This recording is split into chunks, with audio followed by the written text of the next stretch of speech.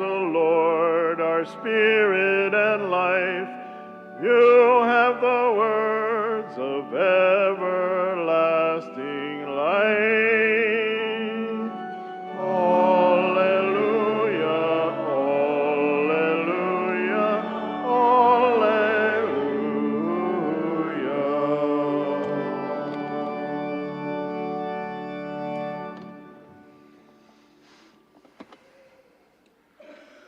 The Lord be with you.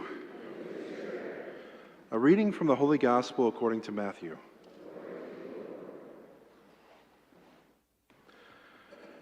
When Jesus went into the region of Caesarea Philippi, he asked his disciples, "Who do people say that the Son of Man is?" They replied, "Some say John the Baptist, others Elijah, still others Jeremiah or one of the prophets." He said to them, "But who do you say that I am?" Simon Peter said in reply, "You are the Christ, the Son of the living God." Jesus said to him in reply, "Blessed are you, Simon, son of Jonah, for flesh and blood has not revealed this to you, but my heavenly Father. And so I say to you, you are Peter, and upon this rock I will build my church, and the gates of the netherworld shall not prevail against it. I will give you the keys to the kingdom of heaven. Whatever you bind on earth shall be bound in heaven, and whatever you loose on earth shall be loosed in heaven." The Gospel of the Lord. Praise to you, Lord.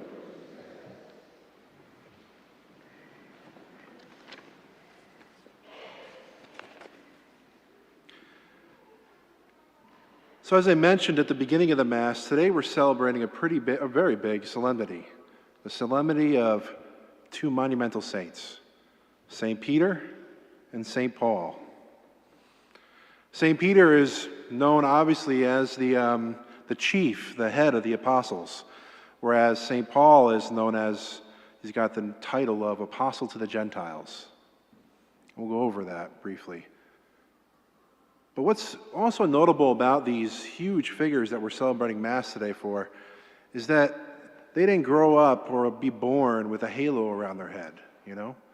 They weren't these perfect kids growing up, or in their teens, they weren't perfect. They did the normal things that teens would do, and even in young adulthood.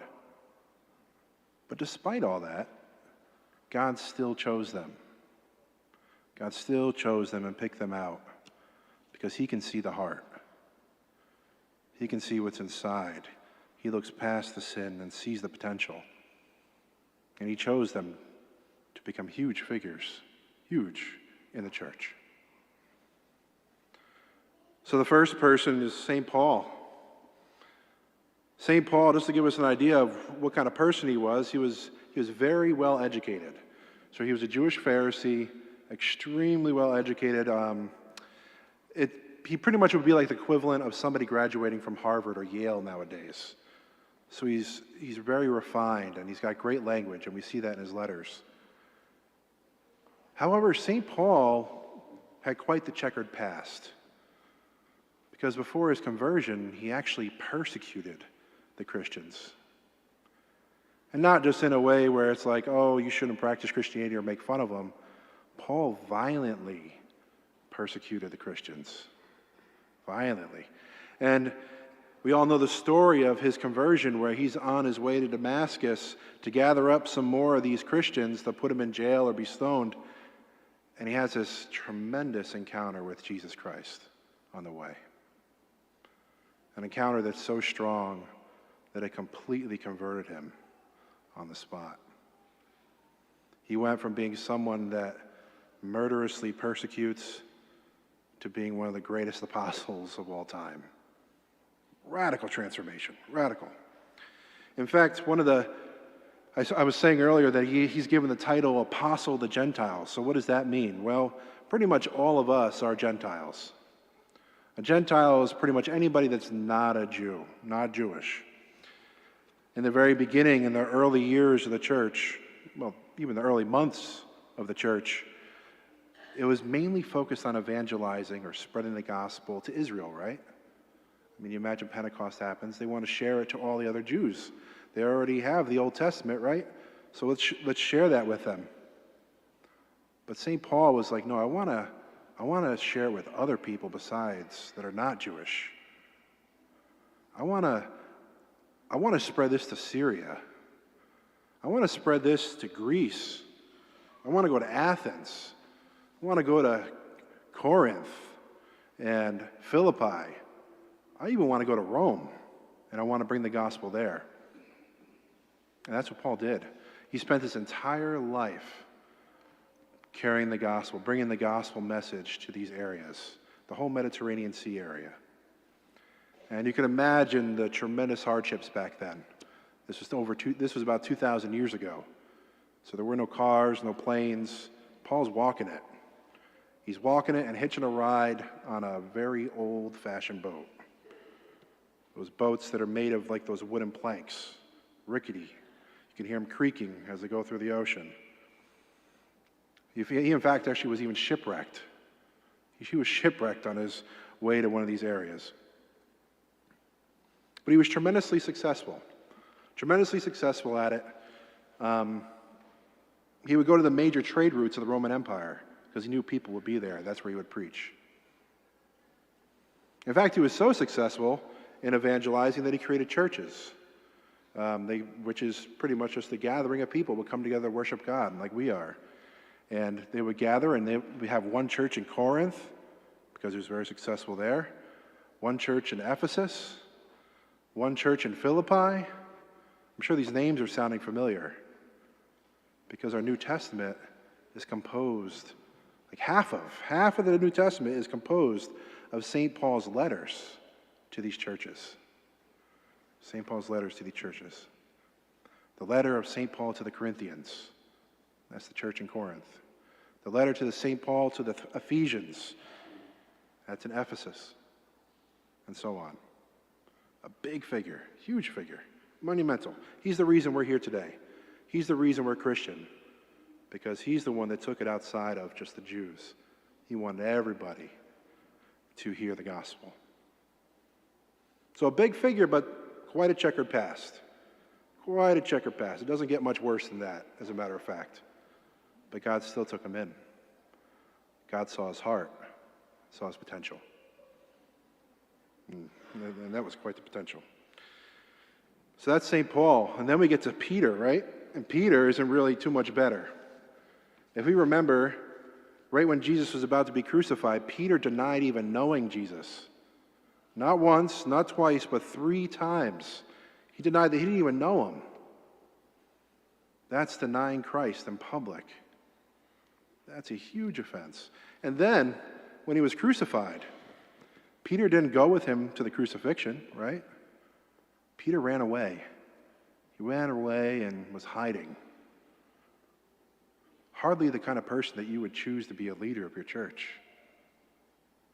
One of the only people with Jesus at the cross was Mary, his mom, who stood right there. But nonetheless, Jesus saw past that. Jesus saw past those sins. He saw past that troubled past, and he gathered up that dirty, old, smelly fisherman, and he said, you know what? You're going to be a leader of my church. And that brings us precisely right to the readings that we have, that we literally just heard me proclaim. Right? Establishing Peter as the head of the church. There's this wonderful movie that I'm a really big fan. It's probably one of my favorites. Jesus of Nazareth. It was aired back in 1977, so it's a little bit old, but I mean, I can't really find better movies on Jesus. The Chosen's a great series, of course. But Jesus of Nazareth is just so accurate, so right to the T. And they depict this scene that we heard about in the gospel today really well. And I kind of wanted to just kind of give you a little picture. It has Jesus and his apostles, right? And they're sitting around a campfire. And Jesus just got done performing miracles. So they're gathered around. And Jesus is like, so guys, who do people say that I am? And as we heard, they say, some guys are saying you're Elijah. Some guys are saying you're John the Baptist back from the dead. Some are saying Jeremiah or just some kind of prophet. And then Jesus says, but who do you say that I am? Who do you say that I am? And no one pipes up except Peter. And Peter makes a monumental statement that echoes throughout 2,000 years. A monumental statement that says, you are the Christ, the Son of the living God. A huge, huge statement. This is pretty much the first time that this is proclaimed in the gospel, acknowledging Jesus as the Christ, and it comes right out of Peter's mouth. And it's so big that Jesus says, blessed are you, Simon, son of Jonah. That's Peter's real name, Simon, son of Jonah. He says, flesh and blood did not reveal this to you. It was my Father in heaven that revealed this truth to you. And it's so profound that I'm going to change your name. I'm going to change your name from Simon Bar-Jonah. I'm going to change it to Peter, which means rock. Petros in Greek. So I say to you, you are Peter, the rock. And upon this rock, Petros, Peter, I will build my church. And the gates of the netherworld, the gates of hell shall never prevail against it. Then he says, I will give you the keys to the kingdom of heaven. I will give you the keys to the kingdom of heaven. And whatever you gather on earth will be gathered for heaven. Huge deal. Huge. So huge that it is very rare to ever find a depiction of St. Peter without these keys. Very rare. In fact, it was told to me that we have a picture of St. Peter right over here. And lo and behold, he's carrying those keys. The keys that we just talked about in this gospel reading today. The keys to the kingdom of heaven. Keys to the kingdom of heaven.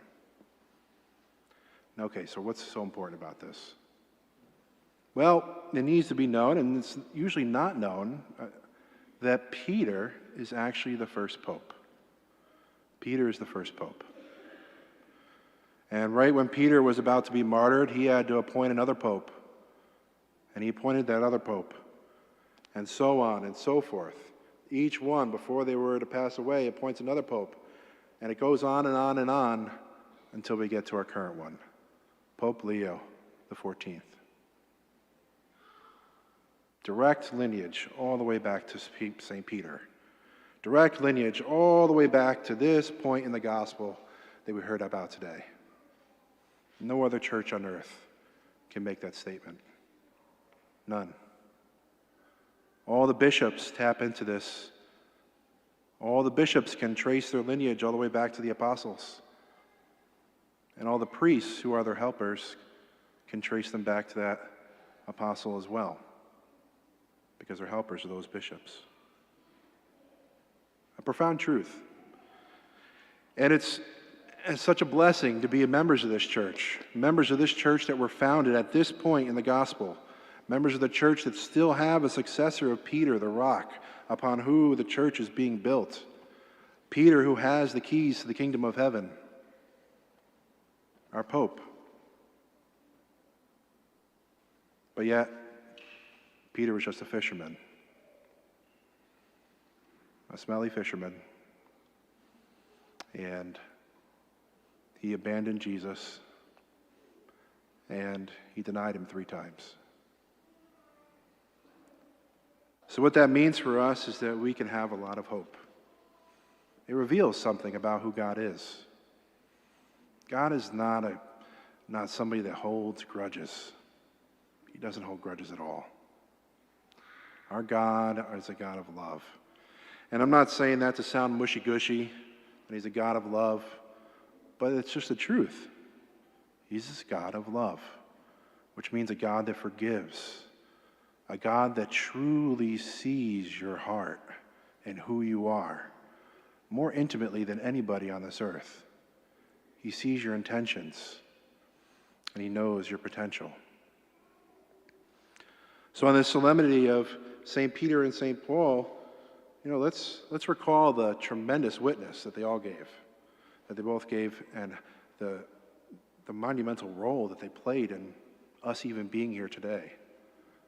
But let's also remember that they had a checkered past. They had a checkered past, and that gives us the hope that God can use us just as he used these apostles.